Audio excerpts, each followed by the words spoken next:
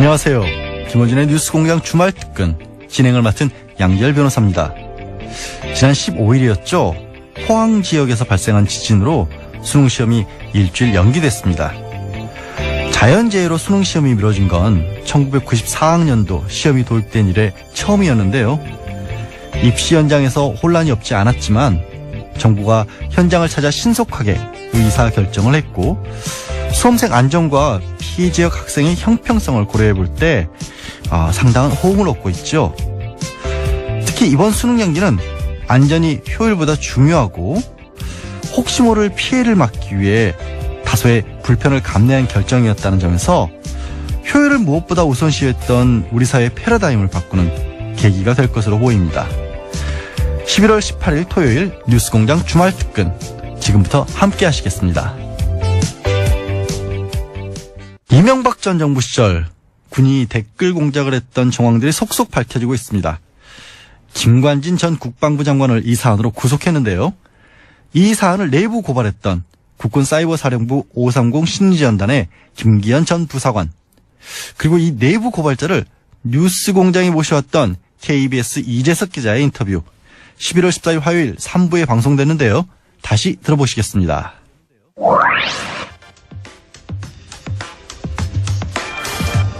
김관진 전 국방부 장관이 사이버사령부 댓글 공작으로 구속됐습니다. 예. 이 사안이 여기까지 오는 데는 내부 고발자의 폭로, 그리고 그걸 최초 보도한 지금 파업 중인 KBS 기자들에 의해서죠. 예. 오늘 두 분을 동시에 모셨습니다. 사이버사령부 530 심리전단 김기현 전 부의사관, 그리고 이 사안을 최초 보도했지만 KBS가 파업 중이라 저희 방송에 나와서 이 사안을 보도했던 KBS 이재석 기자 나오셨습니다. 안녕하십니까? 네, 안녕하세요. 안녕하세요. 마이크를 좀 가까이 대주십시오. 네, 너무 멀리 떠나셨어요, 마이크로부터. 자, 우선 부의사관님께 제가 여쭤보겠습니다. 네네, 말씀하십시오. 네, 본인의 직속 상관이었으니까. 네. 당시는 이제 국방부 장관이었죠. 예. 네, 맞습니다. 국방부 장관 그 직할 부대였는데 사이버사령부가 그렇죠? 네, 예. 맞습니다. 거기서 이제 사실상 단장 역할을 하셨다고. 예. 제가 이제 부단장 역할을 하셨고. 네. 예. 김관진 전 장관은 어떤 사람입니까? 제가 과거에 참여정부에서는 예. 상당히 강직하고 원칙 있는 군인이었다. 군이었다고 제가 그렇게 알고 생각하고 있고. 봤습니다. 예. 그러면 김관진 전 국방부 장관을 쭉 상관으로 지켜보신 분으로서 네. 지금 현재 이제 국면이 이렇게 되고 있지 않습니까? 김관진 전 장관이 단독으로 이 사이버사령부 댓글 공작을 하였다는 게 이명박 전 대통령 측의 주장이고, 김관진 전 국방부 장관은 아니다, 이명박 전 대통령이 지시하였다, 이렇게 지금 갈리고 있지 않습니까? 네. 본인이 겪어본 김관진 전 국방장관의 경험에 비추어서 보자면 어떻습니까? 이게 단독으로 하실 분인가요? 그 당시 정황으로 봐서는 제가 네. 우리 일부 요원들이 장관님을 보고하지 않고 네. 제가 초대 사령관에서부터 일부 요원들이 청와대를 네. 왔다 갔다 하는 그 정황을 봤습니다. 그러니까 장관에게 보고하지 않고 직접 청와대로 가는? 네. 그래서 내가 한마디 했죠. 우리는 장관 보아지. 네. 이렇게 우리가 함부로 기능 부대가 청와대를 왔다 갔다 하는 건 안 된다. 그리고 나서부터 이제, 지휘체계가 변경이 되고 나서부터. 지휘체계가 어떻게 변경됐습니까? 그러니까 최초에는 국방정보본부의 지시를 받다가. 예. 2011년 7월 1일부로 예. 장관 직속으로 지휘체계가 변경됐어요. 예. 그때부터 아마 장관님께서 관여한 걸로 제가 알고 있습니다. 지휘체계가 변하고 나서 장관이 관여를 했고, 그런데 그 이후로도 장관에게 보고하지 않고 청와대로 직접 가는 경우도 있었다고요. 그렇죠. 예. 그 이전에는. 그 이전에는. 네. 아하. 그러면 사이버 사령부가 이 직할 체제가 되기 전에는 청와대에 직접 보고를 했고. 아마도 그 당시는 군의 조직이다 보니까 예. 아마 비공식적으로 관련 요원들을 이렇게 불러다가 예. 회의하고 뭐 내용을 전달받고 오지 않나 그런 생각을 들었고 제가 또 어디 갔냐 물어보면은 거기를 갔다 BH를 갔다 하길래 야 근데 다행히 안 갔으면 좋겠다. BH 청와대. 네, 우리가 왜 그런 데를 가야. 그래서 제가 그런 일을 말한 적이 있습니다. 그러면 그런 거 이외에 이 댓글 작업이 청와대 쪽으로부터 내려온 지시라고 생각했던 정황이 또 다른 게 있나요? 국감에서도 봤지만은. 인력충원 문제요? 인력충원 문제 떠나서 뭐 홍보수석한테, 예. 홍보수석이 예. 국방부 정책실장한테 이렇게 오다를 줬다고 한 말이 예. 국감에서 나오더라고요. 예, 예. 그래서 그것을 국감에서 어느 국회의원이 하는 말을 듣고 그동안 청와대를 다니고 왔다 갔다 하는 내용을 정황을 봤을 때 아마 청와대에 오다가 있지 않았나 하는 생각이 듭니다. 그렇군요. 그러니까 평상 그 경험한 바로도 청와대를 왔다 갔다 하는 게 이상했는데 네. 국감에 나온 내용을 들어보니 홍보수석 만나고 저기서 지시를 받았구나. 네. 앞뒤가 맞아 떨어지는 네. 상황이었다. 네. 그 외에 이제 이런 얘기도 나왔지 않습니까? 이재석 기자님? 예. 인력을 요청하면은 예산 승인 나기까지 한 3년 걸리는데. 네네. 예. 그리고 승인이 나도 한 10명 수준인데, 70명이 한꺼번에 이렇게 짧은 시간에 승인 나는 게 애초에 불가능하다. 뭐 이런 얘기 나왔지 않습니까? 그러니까 2012년에 군무원이 대폭 증원이 되죠. 예. 군 사이버 사령부 인력이 충원이 되는데 그 과정 자체가 매우 비정상적이었고 편법적이었다는 사실이 2013년 국감 때 진성준 의원실이 최초로 이제 문제 제기를 했었는데 그때 당시에도 이제 김태효 전 비서관을 조사를 했다가 무혐의 처분이 내려졌었거든요.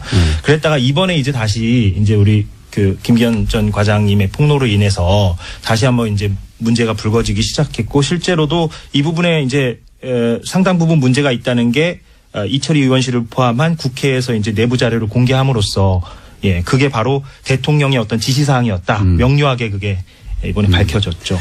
그러면은 이제 직접 댓글 작업에 투입됐던 분으로서 이동관 전 수석이 이명박 전 대통령 발행인을 추구하면서 이런 얘기를 했습니다. 문제가 된 댓글은 전체 0.9%밖에 불과하고 그중에서도 법원은 0.45% 그 절반밖에 인정하지 않았다.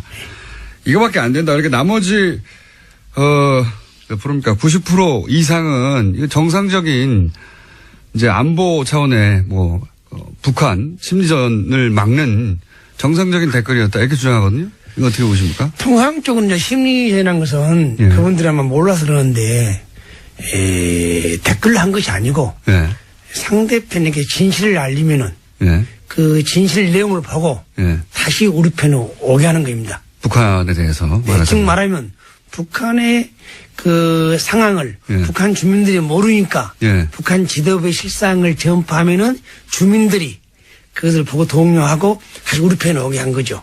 그게 정상적인 대북 심리전이다. 대북 심리전. 그런데 대북 심리라는 것은 인터넷 공간에서 대북 심리 한다는 것은 단방향이에요. 단방향. 쌍방향이야지. 우리가 한 것을 북한 군인이 볼 수 있어야죠. 응? 근데 북한 주민이 봐야 되죠. 맞아요. 북한 주민이 보지 않고 온라인상에 우리 국민들만 봤어. 볼 수 있잖아요. 우리 국민들만. 그것이 일명 이제 정북이라든가 뭐 북한이라 하는데 그럼 맞지가 않는 말이라고 저는 봅니다. 결론적으로 그것이 뭐냐 온라인상에 독약을 뿌려가지고 우리의 그 국민들의 기본권이 침해되고 알 권리를 판단을 흐리게 하고 하기 때문에 그런 통치 행위야 볼 수 없습니다. 그러니까 0.45%가 아니라 댓글 작업 전체가 사실은 정상적인 대북 심리전이라면 북한 주민들이 보도록 북한이 접속하는 인터넷 사이트나 가서 해야 되는데 우리는 다 그냥 인터넷 게시판에서 했기 때문에 자국민을 상대로 한 모든 댓글들이 정상적인 댓글이 아니다. 그러니까 그 홍보수석이 말한 것처럼 0.45% 문제가 아니고 그 당시에 수사를 올바르게 했고 정상적으로 수사를 했더라면 0.4% 나오지 않습니다. 얼마나 나옵니까? 경험상? 통상적으로 그 수사를 했을 때, 예. 그 진보 보수 사이트를 주로 이제 수사를 했죠. 예. 네이버 같은데. 그러나 나도 댓글을 했지만은. 예. 주로 이제 진보 성향 사이트 많이 하죠. 아, 오히려. 예. 그 진보 사이트는 예. 결론적으로 대통령을 비난하고 예. 그 정책을 비난하기 때문에 예. 그 반대를 안 하기 위해서 저 다음 예. 그런 사이트에 많은 포탈 중에는 다음에서 주로 작업을 했고, 네. 예. 커뮤니티도 기본적으로 이제 진보적인 성향을 띠는 커뮤니티에 가서 작업을 했지, 이렇게 지난 정권에서는 희한하게도 네이버의 댓글들은 보수적인 댓글이 많았죠. 예. 그것도 좀 의심스럽습니다. 의심하십니까? 예. 예. 그러니까 이제 그 홍보수석관님도 그렇게 지금 한 강요로서 예. 국무위원으로서 구속된 상태에서 예. 그 해외 출장 가면서 공항에서 성명을 발표한다는 것이 저는 부적절하고 0.45%는 못하고 10%는 뭡니까? 예. 예? 그렇죠.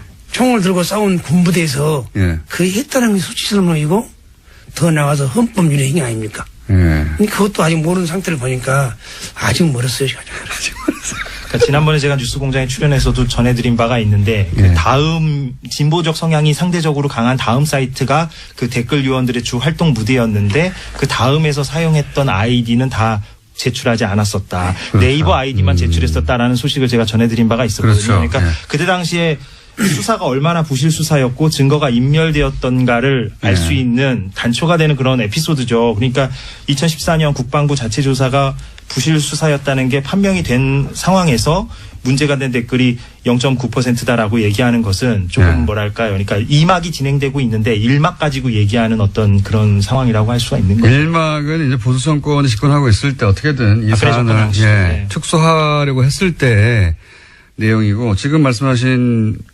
내용은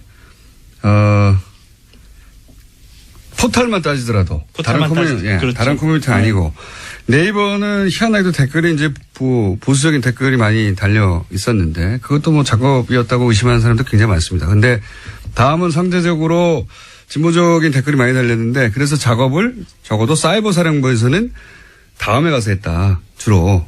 예. 본인도 혹시 다음에서 여러 가지 작업하셨습니까? 네, 했습니다. 저도 닉네임이 소나무, 다금바리, 휘발유 등등 있습니다. 참 부끄러운 일이고 한심스러운 다고 저는 생각하고 있습니다. 지금. 왜 다금바리로 정하셨어요? 좀 은폐하게 해주세요. 예. 그러면 그 요원들은 다 이런 아이디어를 여러 개 갖고 있었겠네요. 제가 그렇게 가지고 있으면은 예. 작전 요원들 상상해보면 알 수 있죠. 예. 부단장도 아이디어를 여러 가지 갖고 있었으니까 예. 작전 요원들은 훨씬 더 많이 갖고 있었겠네요. 그러면 그런 아이디어를 돌려가면서 이제 주로 뭐 정권에 대해서 비판적인 글이 있으면 반대를 누른다든가 아니면은 거기 반박을 한다든가 그런 작업을 하는 거죠. 통상적으로 이제 제가 이제 그 IT나 그 인터넷을 보니까 예. 낮에는 이렇게 발표를 해도 예. 주로 이렇게 댓글 다는 사람들이 여론이 형성이 안 돼요. 예. 우리 이제 그 젊은 사람들이 예. 퇴근하고 나서나 퇴근하고 나서 이제 예. 밤에 일과 후에 밤에 이제 예. 그런 이제 댓글을 많이 다는데 예. 통상 우리 오늘도 예. 퇴근 후에 집에 가서 댓글을 다는데 그것이 일명 자가 대응 작전이라고 부르죠. 자가 대응 작전. 일과 후에 자가 대응 작전. 예. 그것도 매뉴얼이 있습니까? 자가 대응 작전도? 매뉴얼이라는 분은 이제 그 중앙 그 시스템에서 움직인 거죠. 예. 정말 뭐 본인이 하고 싶어 한 것이 아니고. 어떤 기사를 주로 공략하라 이런 게 있습니까? 아니, 이제 오늘 기사에 증명하면 제주 해군기지가 예. 건설 반대 오늘 내부는 방송에 나왔다. 예. 그러면 뭐 대주 해군기지 반대 뭐는 한 사람은 뭐 정보. 예. 뭐 찬성 좀 적잖아요. 예. 그러다 보면 이제 처음에 최초 기사에 반대가 90, 예. 찬성이 10. 예. 그러면 이제 우리 원들 밤에 가서 예. 이제 그 지시에 의해서 지시에서 별 몇 개씩 달라붙으시 이제. 그래서 더 그 90, 10을 거꾸로 이제 하죠. 반전시킨다. 반전시키지. 그러면 이제 아침에 취합해서 이제 보고하죠. 이게 여론을 바꿔놨다고. 네, 그래서 밤 사이에 여론을 바꿔놨다는 결과를 네. 청와대에도 보내고 김관진 당시 국방장관에게도 보내고 합참의장에게도 보내고 네. 지금 정책실장에도 김관진 전 장관과 함께 구속된 정책실장에게도 보냈다는 거죠. 날마다. 예. 네, 오늘은 요기 찬반을 바꿔놨습니다. 이런 걸 다 일일이 보고 해요. 그러니까 이제 그 일일이 온 게 아니라 네. 이제 저 보도 언론 보도 나와야죠. 네, 어쨌든 표로 만들어서 이 보고서 만든 거죠. 보고서로. 네. 이 기사는 애초에 찬반이 얼마였는데 밤새 작전을 무슨 작전이요? 자가 대응 작전을 해가지고. 그렇게 반대 90%에서 다운 20%. 찬생 10%에서 80%. 그렇게 그걸 군인 수치를 하는 거죠. 그걸 매일매일 했다는 거죠. 매일매일 할 때도 있고 또 언론에 안 나오면 안 할 때도 있고. 아, 그런 큰 이슈가 되거나 이렇게 찬반을 표시할 만한 기사가 안 나오면 안 하고. 그렇죠. 그런 게 많이 나오면 많이 하고. 네. 네. 군대에서 그런 걸 했다는 게 좀 웃깁니다. 듣기만 해도. 상상하기 힘든 일인데 실제로 그렇게 했고, 그거를 청와대하고 국방장관이 매일 받아봤다는 거 아닙니까? 예. 청와대는 시스템을 보냈고. 아, 시스템으로? 예. 예. 장관님하고 의장님하고 정책실장은 그 블랙베리에서 봉투에서 보냈고요. 봉투. 예. 출력해가지고. 예. 아, 너무 웃깁니다. 예. 장관이, 댓글 몇 개 바뀌었군. 이거 보고 있었다는 게 매일 청와대에서 보고 있었고. 이번에 진행되고 있는 검찰 수사를 보면서 혹시, 이거 대목도 해야 되는데 이거 너무, 아직 제대로 안 되고 있네. 이런 부분은 없어요? 아마 검찰 내가 수사를 보면요. 아마 검찰은 하려고 노력을 하는데. 그동안 이 사건이 상당히 오래됐고. 은폐도 오래돼요. 또 자료를 다 은폐를 했기 때문에. 자료도 없어지고. 거기에 찾아내는데 상당한 시간이 걸리지 않나.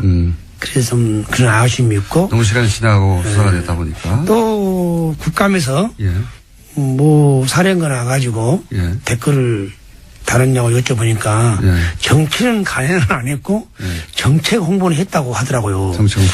그런데 어떻게 보면 우리 국민들은 어떻게 또 맞아 들어가요. 뭐 그럴듯하게 들립니다. 말은. 군 관련 부대에서 정책을 홍보한단 말은 그야말로 어불성설이고 헌법 유리 행위죠. 정책 홍보란 건 통상적으로 정부 조직부에 있건 부처에서 자기 관련 부서에 정책을 홍보한 거지.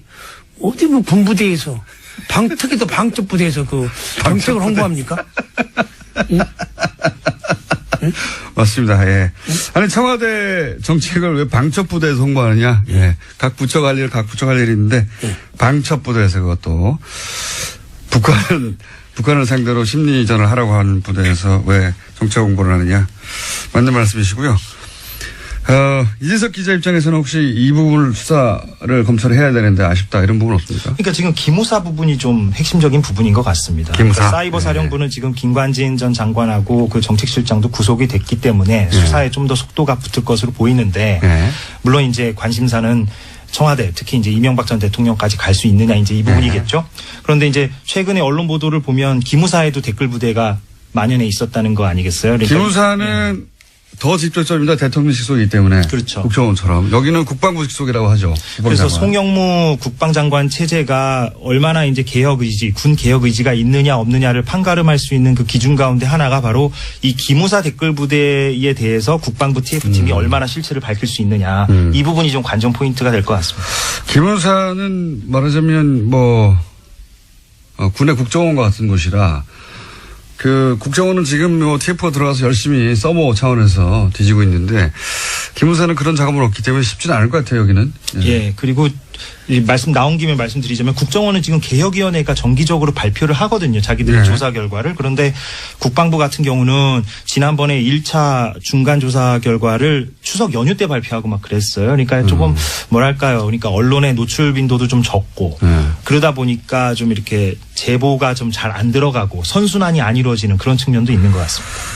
그리고 이제 군이다 보니까 더 은폐되고 있는 것 같은데.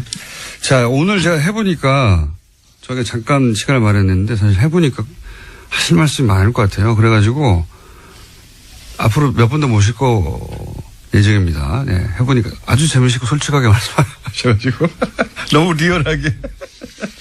아이디 휘발유. 또 다른 아이디 생각나시는 거 없습니까? 휘발유하고 다금바리하고. 그거 있지 않습니까? 동백꽃 있다고. 동백꽃도 있고 소나무도 있고요. 동백꽃, 소나무. 네. 그때 기분에 따라 정하신 거죠? 네. 활동 많이 하셨습니까, 그걸로? 했습니다. 지금도 삭제되지 않고 남아 있습니까? 다음에 찾아보면? 저는 이제 그때 그 이후로 예. 엄청난 고통을 받았어요. 제가 제보자를 말려가지고. 그래서 국방부 장관이 구대변인이 나를 발표해요. 사찰 문구를 가지고 김경희가 장관도 못 오고 하고 장관을 못 오겠다. 10년 다녀도 못 오겠고 상관 모욕죄로 네, 모욕. 그 모욕죄를 가는 것도 기소를 해요. 군 검찰에. 군 검찰에 기소를 네. 해가지고 기소 한 건을 줬습니다. 네. 국방부 대변인이 네. 정례 브리핑을 합니다. 정례 브리핑을 하다 보니까 그 방송 내용이 전국으로 다 나갑니다. 그런데 살아온 김기현이가 참 청렴결백하고 올바르게 살았고 가정에서 교육도 잘 받은 애라고 정평이 나 있는데 그런 보도가 나가니까 저희 집사람들이고 저희 가족들이고 아주 큰 실망이 있었고 참지 못하는 고통이 있었죠. 그러다가 이제 그것이 내가 아주 합병이 나고 그 사무실에 가면은 제보자가 픽픽 웃어요. 제보자들하고. 응? 난 제보는 안 했다 내가. 난 안 했다. 난 제보자 누군지 안다. 잡았어요. 잡았어요. 누군지 그 현역했죠. 지금도 가장 지금 기분 나쁜 것이 민간인들은 번호식 없다 그야. 바로 나처럼 제보한다 그래서. 근데 결론적으로 현역 군인이 가서 제보를 했어요. 당시에는. 그 당시에. 밝혀졌지만은. 그 마음이 아팠고 그걸로 인해서 사무실이 쓰러졌어 제가 또. 쓰러져가지고 스탠트를 4개를 받고 입이 틀어졌어 이렇게. 아 그러시네. 예, 그래서 고통을 많이 받고 나왔는데 이제 좀 진실이 밝혀져가지고 그나마 요새 술을 많이 안 먹고 평온한 하루를 보내고 있습니다. 그게 바로 그 누구냐 제 생각만 갖고 있는 것을 나만 가지고 있으면 뭐합니까? 그래도 KBS의 언론 노조단이 나를 어프로치 해가지고 설득해서 내용을 만들어서 최초로 보도해가지고 국민들 알아서 이렇게 되니까 오늘 또 이렇게 똑똑한 김호진을 또 훌륭한 사람을 만날 수 있는 계기가 됐고 또 국민들이 많이 또 알리게 된 것도 아마 KBS 언론 노조단이 덕분에 생각합니다.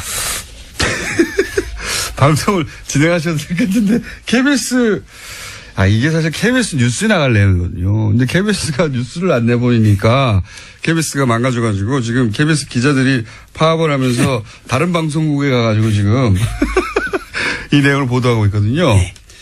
MBC 부러우시겠어요, 기자님? 많이 부럽습니다. 예. 네, 거기는 끝나가는 것 같은데. 예, 이제 사실상 뭐 승리했죠. 파업 승리를 했습니다. MBC. 네. 예. KBS는 어떻게 돼가고 있습니까? 여전히 뭐 고대영 사장은 버티고 있고요. 그래서 저희가 뭐 사기가 떨어지거나 이런 건 아니고 시간은 우리 편이라는 걸 알기 때문에 저희가 계속 뭐 끝까지 고대영 사장 나갈 때까지 싸울 예정입니다. 어떻게 해요 이거? 계속 해야죠. 예, 저희는. 여기 나와서 김기현 전 부이사관과 함께 듣기 힘든 이야기 듣고 있는데 오늘 준비한 시간 이렇게 재밌을 줄 모르고 좀 짧습니다. 한 번 더 오시죠. 아니 2번 더 오시죠. 네 여기 있습니다. 불러주면. 왜냐하면 저희가 아직 할 게 많거든요. 네. 예. 그, 의문사 문제도 있고, 그, 양심선언을 하겠다고 했다가, 네. 교통사고를 갑자기 당하신 부하 얘기도 있지 않습니까? 네네. 그거를 이제 그때 무슨 일이 있었는지 자세히 아시는 분이니까 그 전후 과정을. 네, 알죠. 그쵸. 예. 그 얘기 저희가 다음 시간에 한번 여쭤볼게요. 예. 예. 오늘은 하실 시간이 없으니까 시작하시면 안 됩니다. 아, 그럽니까? 시작하시려고 그러는데. 사이버사령부 530 심리전단 소속의 김기현 전 부이사관님 그리고 KBS 이재석 기자였습니다. 감사합니다. 예, 김기현 전 사령관과 이재석 기자의 인터뷰 그야말로 폭발적인 반응을 얻었습니다. 7737번님은요. 김기현 씨 댓글 공작 관련한 얘기가 너무 웃겨서 팟캐스트로 하루 종일 듣고 또 들었다라고 문자 주셨고요. 사실 김기현 전 사령관 호남 사투리가 굉장히 구수한 게 약간 갈라진 목소리나 아니면 억양이 뭐 김대중 전 대통령 같다, 뭐 이용주 의원 같다는 의견이 셀 수 없이 쏟아졌는데요. 구속된 김관진 전 국방부 장관은 이 댓글 공작이 이명박 전 대통령 지시를 받아서 한 일이었다라고 진술을 했죠. 이제 검찰 수사 다음 수순 아무래도 이 전 대통령 소환 쪽으로 나갈 수밖에 없을 것 같은데요. 과연 피의자 신분으로 수사를 받게 될지 지켜봐야 할 것 같습니다. 개물림 사고가 잇따르면서 반려견 문화를 돌아봐야 한다는 목소리가 높았죠. 그래서 뉴스공장에서 개들의 대통령, 이른바 개통령이라는 별명으로 유명하신 강영욱 반려견 훈련사를 인터뷰했는데요. 지금 들으실 내용은 주중에는 방송이 되지 않았습니다. 그러니까 정말 따끈따끈한 내용인데요. 강영욱 훈련사의 인터뷰 들어보시겠습니다.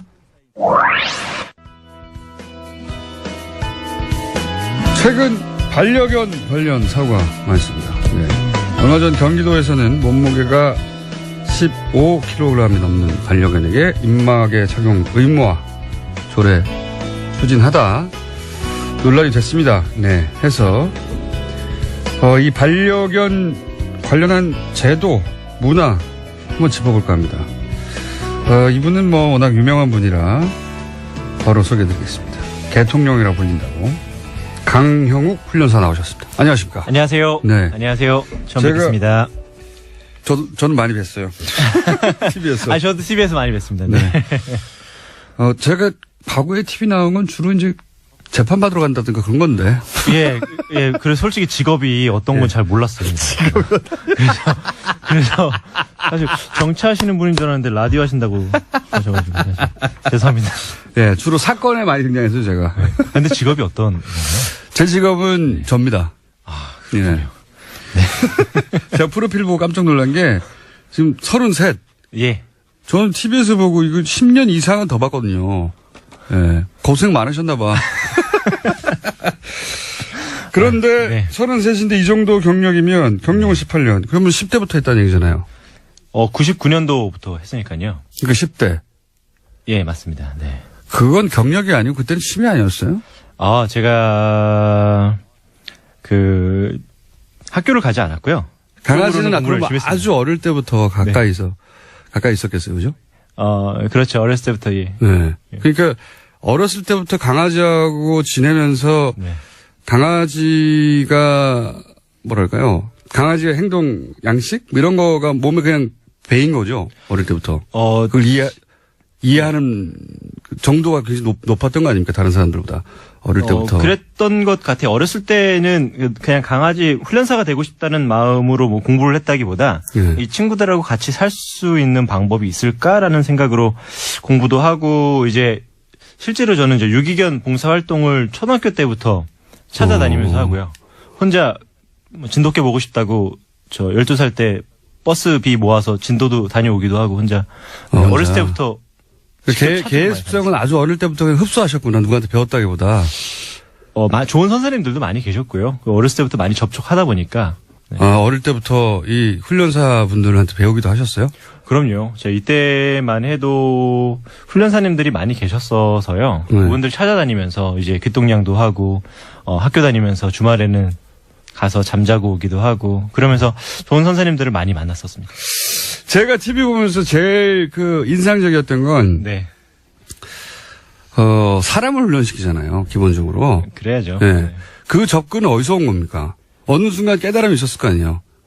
보통은 개를, 저도 5년째 개를 기르는데, 처음 개를 기를 때는 궁금하니까 책을 이것저것 사서 보면, 옛날 책들은 대부분 목줄로 어떻게 맞아요. 개를 제압해서 서열을 만드는가, 여기에 포커스가 돼 있고, 최근에 조금씩 나오기 시작한 책들은 클리커? 그게 따닥따닥 하는 거. 그래서 개가 이제 좋아하는 행동을 계속 반복시켜서, 그러니까 개 중심으로 바뀌는 거죠. 네. 거기서 한 발 더 나가서 사람을 바꾸는 거잖아요. 그거 언제 이런, 사람을 바꿔야 돼. 이런 깨달음이 오신 거예요.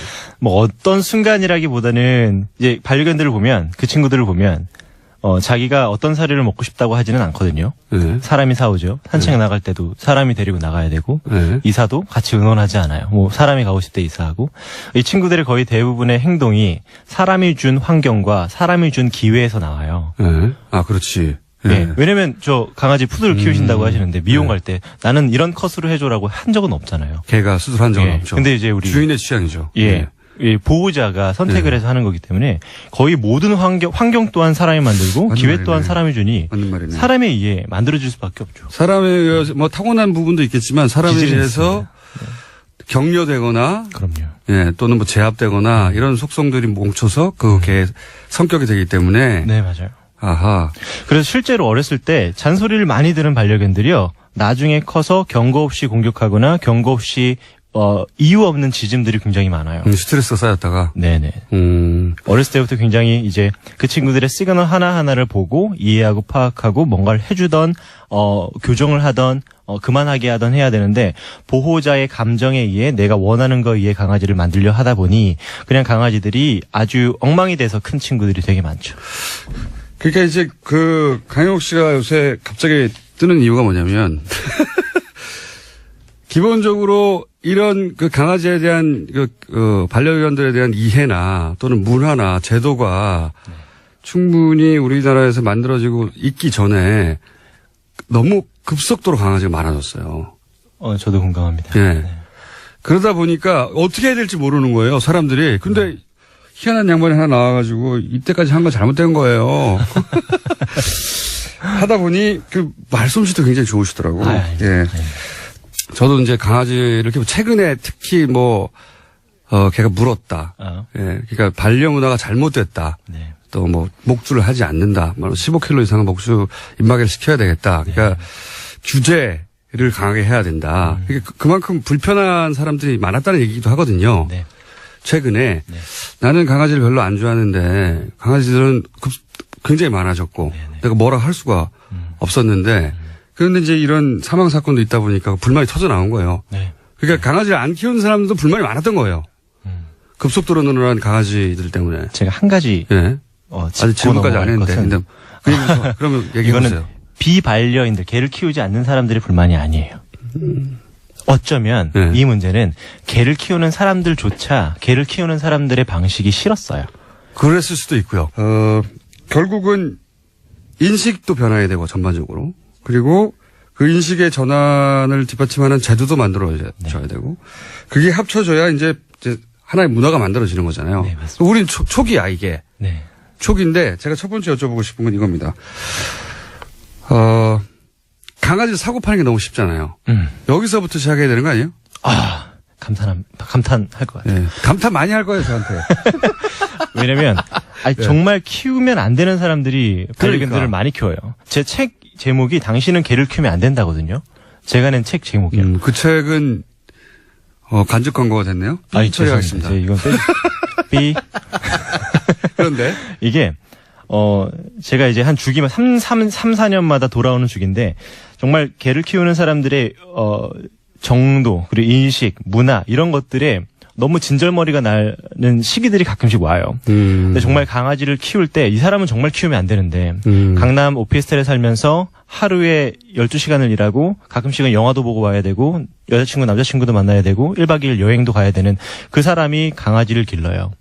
길르지 말게 해야죠. 그거 유폐되는 거죠, 강아지는. 네. 그냥 하루 종일 보호자를 기다리다가 문 열고 들어가면 어두운 곳에서 불을 켜면 불이 켜지고 보호자를 맞이하는 역할뿐이 아니에요. 집에 들어가면 잠잘 텐데. 그리고 아침에 일어나면 출근해야 되고. 그렇죠. 그런 역할을 원하기 위해서 집에 들어갔을 때 혼자 있는 게 싫다. 그런 느낌이 싫어서 강아지를 갖다 놓는 거죠. 그런 사람들은.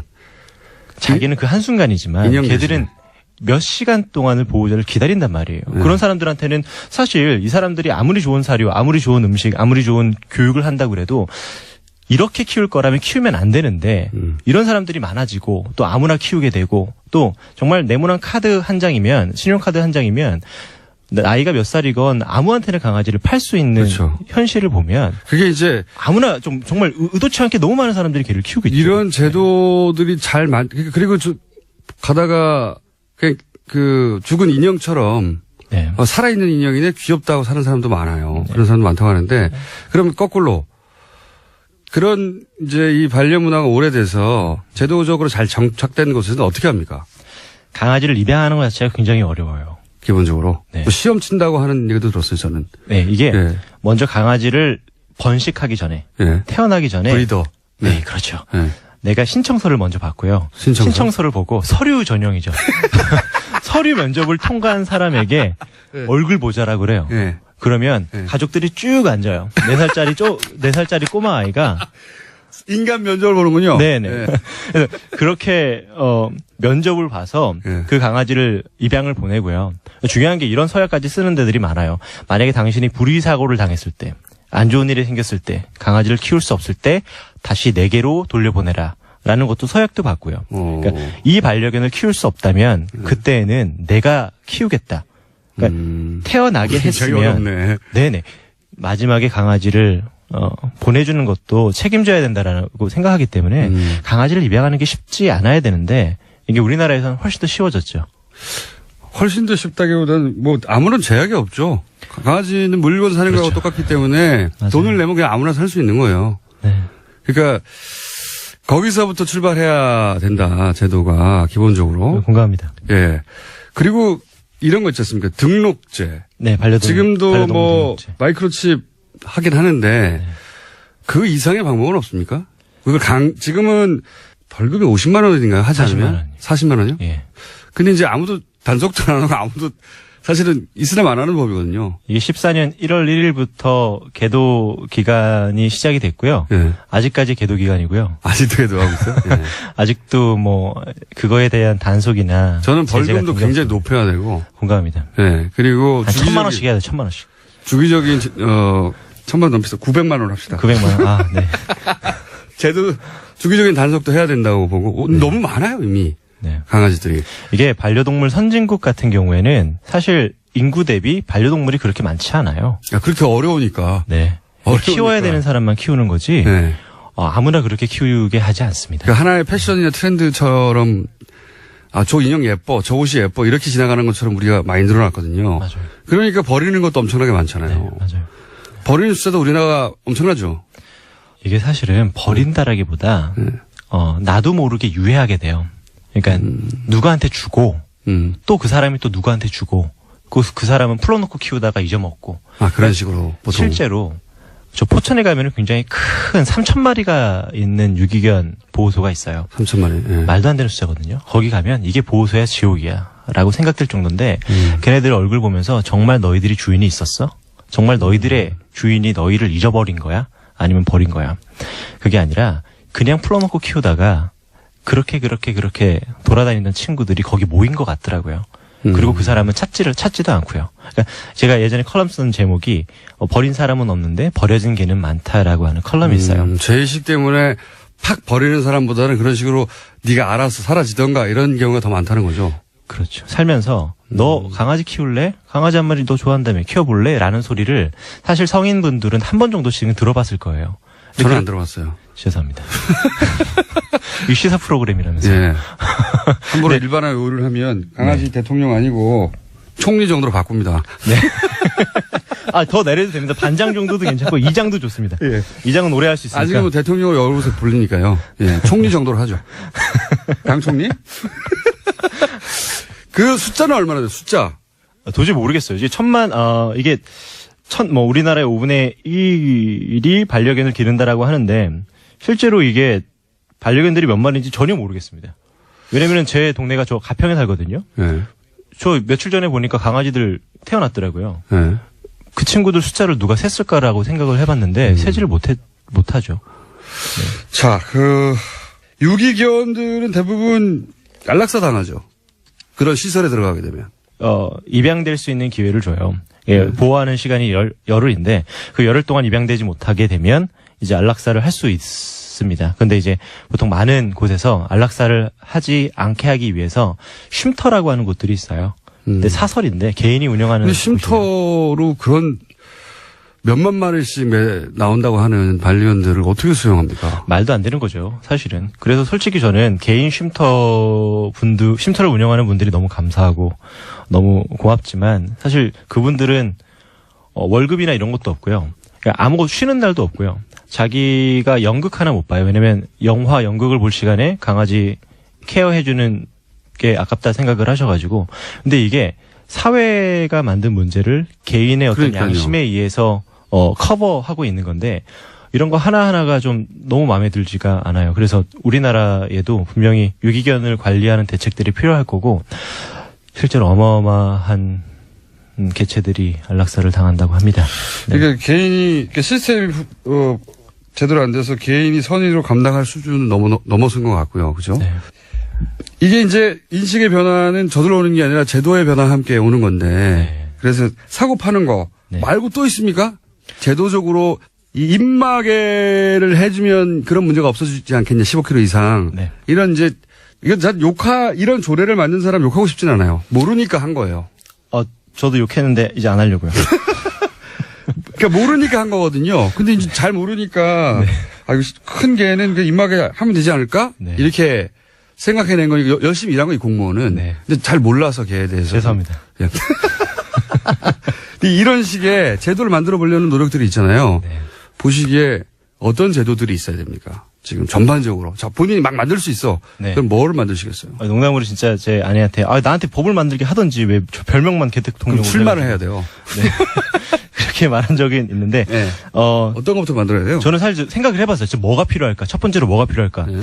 줄을 매지 않고 산책하는 사람들에게 한 정말 비싼 과태료를 물 거고요. 870만 원 정도. 875만 원 정도. 네. 그리고 배변을 치우지 않는 사람에게도 그와 비슷한 873만 원? 3만 원 정도 예, 좋습니다. 2만 원 깎고 그 사람들은. 예, 할 것 같아요. 그리고 또 감당하지 못할 만큼으로 많이 키우는 사람에 대한 규제도 할 것 같아요. 그런 사람도 있습니다. 네. 맞아요. 네. 내가 10평짜리 집에 살면서 5마리, 6마리를 키우는 건 사랑이라고 할 수가 없거든요. 맞습니다. 그래서 그런 분들에 대한 규제가 있어야 될 것 같고, 예. 그래서 몇 마리 이상을 기르려면은 허가를 받는 제도를 좀 만들 것 같아요. 네, 못 키우게 하는 건 아니지만 처음 자격이 있나? 개를 들이는 것도 네. 뭐 당장 이 판매 시스템 없애버릴 수는 없겠지만 네. 제약을 굉장히 강하고 네. 그리고 한 사람이 키울 수 있는 것도 조건이 갖춰놓는 것을 제약을 하고 네. 왜냐하면 이게 그냥 공산품을 사는 게 아니고 생명을 대하는 일이기 때문에 윤리적 기준이 있어야 되는데 윤리의 관점에서 법안이 없거든요. 대부분 우리가. 그리고 또 하나 있어요. 예. 묶어놓고 키우는 개에 대한 문제도 좀 지적하고 싶어요. 묶어놓고 키우는 네. 거. 근데 그건 또 묶어서 키울 수밖에 없는 상황이나 하고는 뭐 집의 구조거나 뭐 이럴 수도 있잖아요. 그러면 키우지 말아야죠. 그럼 키우지 말아야 된다. 개를 묶어놓고 키우려면 키우지 말아야죠. 굉장히 엄격한 지금. 왜냐면 우리나라의 토종견이라고 하는 삽살개, 진돗개, 풍산개 그런 친구들은 1m 줄도 안 되는 줄에 묶어놓고 살면 정신의 이상이 올 수밖에 없어요. 그건 그럴 것 같아요. 저도.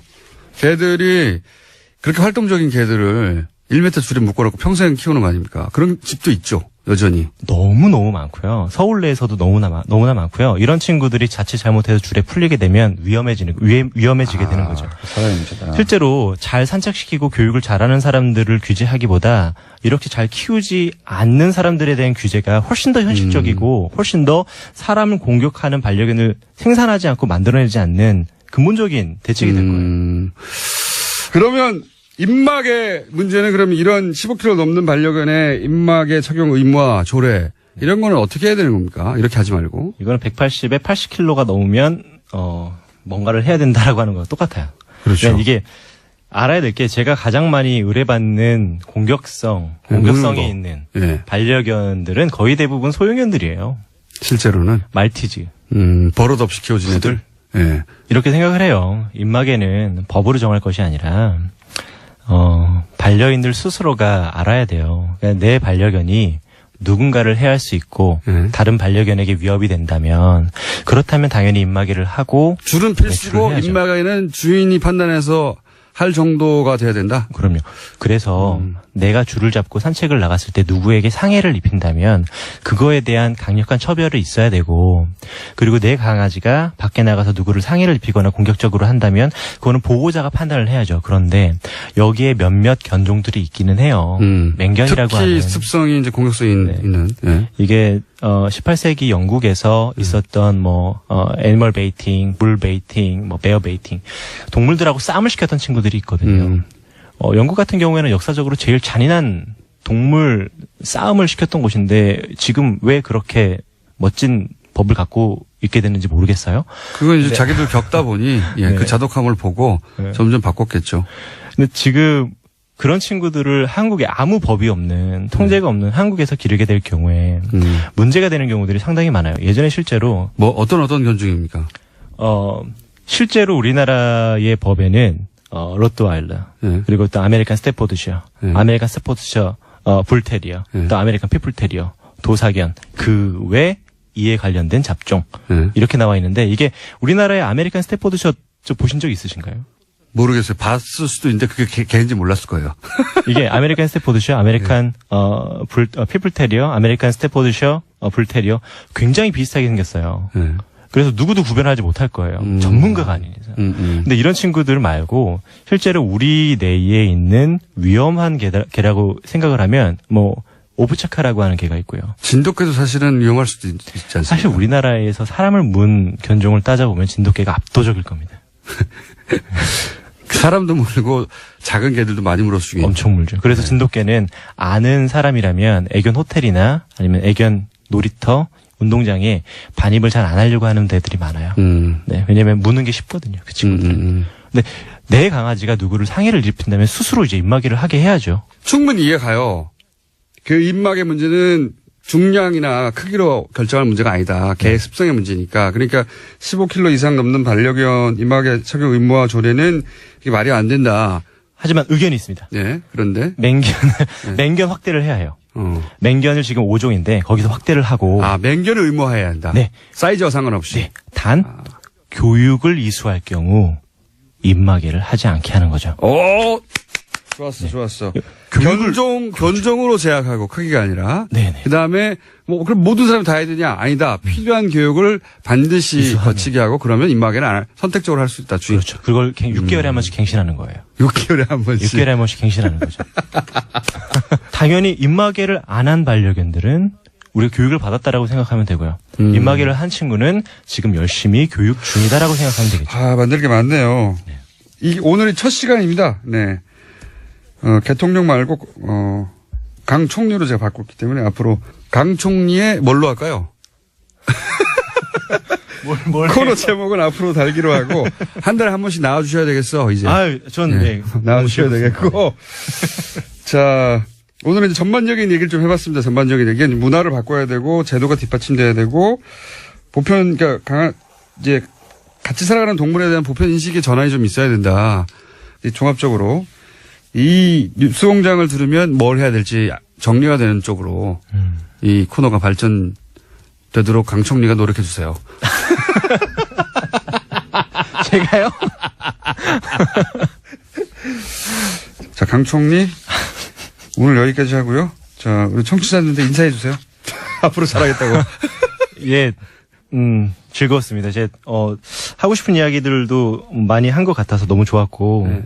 다시 찾아주신다면, 불러주신다면. 아니. 네, 오겠습니다. 불러주신다면이 아니라 본인은 이미 결정됐어요. 강 총리. 됐어요? 뭐뭐뭐로. 코너 제목은 저희가 알아서 정할 테니까. 네.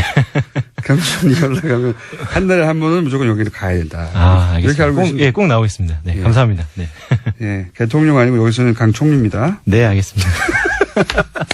오늘 여기까지 하겠습니다. 감사합니다. 감사합니다. 강형욱 훈련사였습니다. 강 총리. 예, 공장장 직업은 전문 피고인이죠. 예.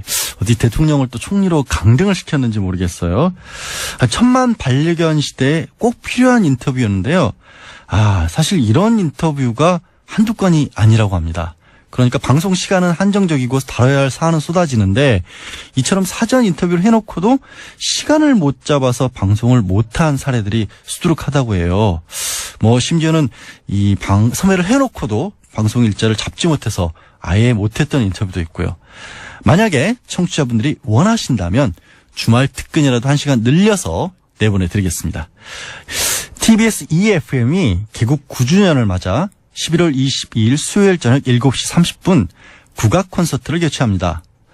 이번 콘서트는 국악의 대중화를 선도하고 있는 박예리와 남상일 그리고 국립국악원 단원들의 수준 높은 공연이 펼쳐진다고 하는데요. TBS EFM의 국악 프로그램 사운드 오브 코리아의 진행자 안나 사빈스카와 가을 개편에 새롭게 선보인 맨 온 에어의 샘 오치리, 그렉 프리스터가 진행을 맡았습니다. TBS EFM 개국 9주년 콘서트 국악 피스트 관람을 원하시는 분들은 오는 11월 20일 월요일까지 TBS 홈페이지 tbsefm.seoul.kr에서 신청해 주시면 되고요. 추첨을 통해 티켓을 배부한다고 합니다. 청취자 여러분의 많은 관심 부탁드리겠습니다. 지금까지 김어준 공장장이었다면 영어 발음이 많아서 절대로 하지 못했을 공지사항이었습니다. 네, 뉴스공장 주말 특근 오늘 준비한 순서는 여기까지고요. 어디든 숨어있다 부르면 언제든지 나타나는 저는 뉴스공장의 배트맨 양지열이었습니다.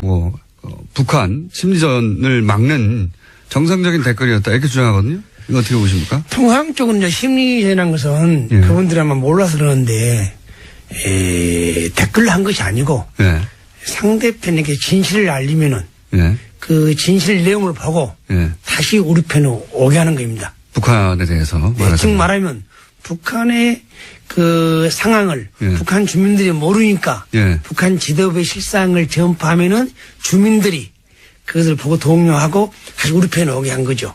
그게 정상적인 대북 심리전이다. 대북 심리전. 그런데 대북 심리라는 것은 인터넷 공간에서 대북 심리 한다는 것은 단방향이에요. 단방향. 쌍방향이야지. 우리가 한 것을 북한 군인이 볼 수 있어야죠. 응? 근데 북한 주민이 봐야 되죠. 맞아요. 북한 주민이 보지 않고 온라인상에 우리 국민들만 봤어. 볼 수 있잖아요. 우리 국민들만. 그것이 일명 이제 정북이라든가 뭐 북한이라 하는데 그럼 맞지가 않는 말이라고 저는 봅니다. 결론적으로 그것이 뭐냐 온라인상에 독약을 뿌려가지고 우리의 그 국민들의 기본권이 침해되고 알 권리를 판단을 흐리게 하고 하기 때문에 그런 통치 행위야 볼 수 없습니다. 그러니까 0.45%가 아니라 댓글 작업 전체가 사실은 정상적인 대북 심리전이라면 북한 주민들이 보도록 북한이 접속하는 인터넷 사이트나 가서 해야 되는데 우리는 다 그냥 인터넷 게시판에서 했기 때문에 자국민을 상대로 한 모든 댓글들이 정상적인 댓글이 아니다. 그러니까 그 홍보수석이 말한 것처럼 0.45% 문제가 아니고 그 당시에 수사를 올바르게 했고 정상적으로 수사를 했더라면 0.4% 나오지 않습니다. 얼마나 나옵니까? 경험상? 통상적으로는 그 수사를 하실 때. 안녕하세요. 김어준의 뉴스공장 주말 특근 진행을 맡은 양지열 변호사입니다. 지난 15일이었죠. 포항 지역에서 발생한 지진으로 수능시험이 일주일 연기됐습니다. 자연재해로 수능시험이 미뤄진 건 1994학년도 시험이 도입된 이래 처음이었는데요. 입시 현장에서 혼란이 없지 않았지만 정부가 현장을 찾아 신속하게 의사 결정을 했고 수험생 안전과 피해 지역 학생의 형평성을 고려해 볼 때 상당한 호응을 얻고 있죠. 특히 이번 수능 연기는 안전이 효율보다 중요하고 혹시 모를 피해를 막기 위해 다소의 불편을 감내한 결정이었다는 점에서 효율을 무엇보다 우선시했던 우리 사회의 패러다임을 바꾸는 계기가 될 것으로 보입니다. 11월 18일 토요일 뉴스공장 주말 특근 지금부터 함께 하시겠습니다. 이명박 전 정부 시절 군이 댓글 공작을 했던 정황들이 속속 밝혀지고 있습니다. 김관진 전 국방부 장관을 이 사안으로 구속했는데요. 이 사안을 내부 고발했던 국군사이버사령부 530 심리전단의 김기현 전 부사관 그리고 이 내부 고발자를 뉴스공장이 모셔왔던 KBS 이재석 기자의 인터뷰 11월 14일 화요일 3부에 방송됐는데요. 다시 들어보시겠습니다.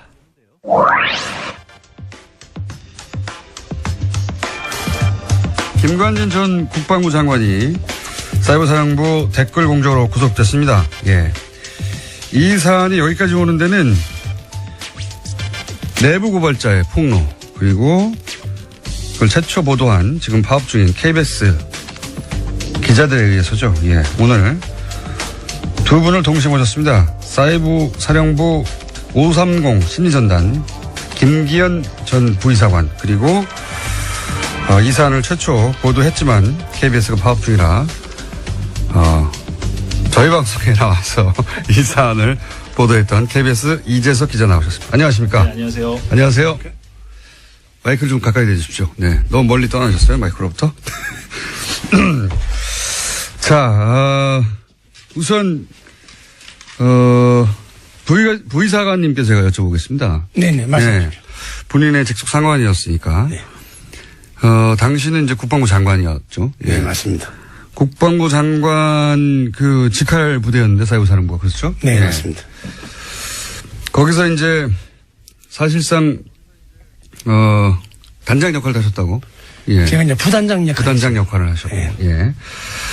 김관진 전 장관은 어떤 사람입니까? 제가 과거에 그 참여정부에서는 예. 상당히 강직하고 원칙 있는 군인이었다. 군인이었다고 제가 그렇게 알고 있고. 봤습니다. 예. 그러면 김관진 전 국방부 장관을 쭉 상관으로 지켜보신 분으로서 네. 지금 현재 이제 국면이 이렇게 되고 있지 않습니까? 김관진 전 장관이 단독으로 이 사이버 사령부 댓글 공작을 하였다는 게 이명박 전 대통령 측의 주장이고, 김관진 전 국방부 장관은 아니다, 이명박 전 대통령이 지시하였다, 이렇게 지금 갈리고 있지 않습니까? 네. 본인이 겪어본 김관진 전 국방장관의 경험에 비추어서 보자면 어떻습니까? 이게 단독으로 하실 분인가요? 그 당시 정황으로 봐서는 제가 네. 우리 일부 요원들이 장관님을 보고하지 않고 제가 초대 사령관에서부터 일부 요원들이 청와대를 왔다 갔다 하는 그 정황을 봤습니다. 아, 그러니까 장관에게 보고하지 않고 직접 청와대로 가는? 네. 그래서 내가 한마디 했죠. 우리는 장관 보아지. 이렇게 우리가 함부로 기능부대가 청와대를 왔다 갔다 하는 건 안 된다. 그리고 나서부터 이제, 지휘체계가 변경이 되고 나서부터. 지휘체계가 어떻게 변경됐습니까? 그러니까 최초에는 국방정보본부의 지시를 받다가 2011년 7월 1일부로 장관 직속으로 지휘체계가 변경됐어요. 그때부터 아마 장관님께서 관여한 걸로 제가 알고 있습니다. 지휘체계가 변하고 나서 장관이 관여를 했고, 그런데 그 이후로도 장관에게 보고하지 않고 청와대로 직접 가는 경우도 있었다고요? 그렇죠. 그 이전에는. 그 이전에는? 네. 아하. 그러면 사이버 사령부가 이 직할 체제가 되기 전에는 청와대에 직접 보고를 했고, 아마도 그 당시는 군의 조직이다 보니까 아마 비공식적으로 관련 요원들을 이렇게 불러다가 회의하고 뭐 내용을 전달받고 오지 않나 그런 생각을 들었고, 제가 또 어디 갔냐 물어보면은 거기를 갔다 BH를 갔다 하길래 야 근데 다니 안 갔으면 좋겠다. BH 청와대. 우리가 왜 그런 데를 가야. 그래서 제가 그런 일을 말을 한 적이 있습니다. 그러면 그런 거 이외에 이 댓글 작업이 청와대 쪽으로부터 내려온 지시라고 생각했던 정황이 또 다른 게 있나요? 국감에서도 봤지만은. 인력충원 문제요? 인력충원 문제 떠나서 뭐 홍보수석한테, 홍보수석이 국방부 정책실장한테 이렇게 오다를 줬다고 한 말이 국감에서 나오더라고요. 그래서 그것을 국감에서 어느 국회의원이 하는 말을 듣고 그동안 청와대를 다니고 왔다 갔다 하는 내용을 정황을 봤을 때 아마 청와대 오다가 있지 않았나 하는 생각이 듭니다. 그렇군요. 그러니까 평상 경험한 바로도 청와대를 왔다 갔다 하는 게 이상했는데 국감에 나온 내용을 들어보니 홍보수석 만나고 저기서 지시를 받았구나. 앞뒤가 맞아 떨어지는 상황이었다. 그 외에 이제 이런 얘기도 나왔지 않습니까? 이재석 기자님? 인력을 요청하면은 예산 승인 나기까지 한 3년 걸리는데. 네네. 그리고 승인이 나도 한 10명 수준인데, 70명이 한꺼번에 이렇게 짧은 시간에 승인 나는 게 애초에 불가능하다. 뭐 이런 얘기 나왔지 않습니까? 그러니까 2012년에 군무원이 대폭 증원이 되죠. 군 사이버 사령부 인력이 충원이 되는데 그 과정 자체가 매우 비정상적이었고 편법적이었다는 사실이 2013년 국감 때 진성준 의원실이 최초로 이제 문제 제기를 했었는데 그때 당시에도 이제 김태효 전 비서관을 조사를 했다가 무혐의 처분이 내려졌었거든요. 그랬다가 이번에 이제 다시 이제 우리 김기현 전 과장님의 폭로로 인해서 다시 한번 이제 문제가 불거지기 시작했고, 실제로도 이 부분에 이제 상당 부분 문제가 있다는 게 이철희 의원실을 포함한 국회에서 이제 내부 자료를 공개함으로써 그게 바로 대통령의 어떤 지시사항이었다. 명료하게 그게 이번에 밝혀졌죠. 그러면은 이제 직접 댓글 작업에 투입됐던 분으로서 이동관 전 수석이 이명박 전 대통령 발행인을 추구하면서 이런 얘기를 했습니다. 문제가 된 댓글은 전체 0.9%밖에 불과하고 그중에서도 법원은 그 절반밖에 인정하지 않았다. 이거밖에 안 된다. 그러니까 나머지 몇 프로입니까? 90% 이상은 정상적인 이제 안보 차원의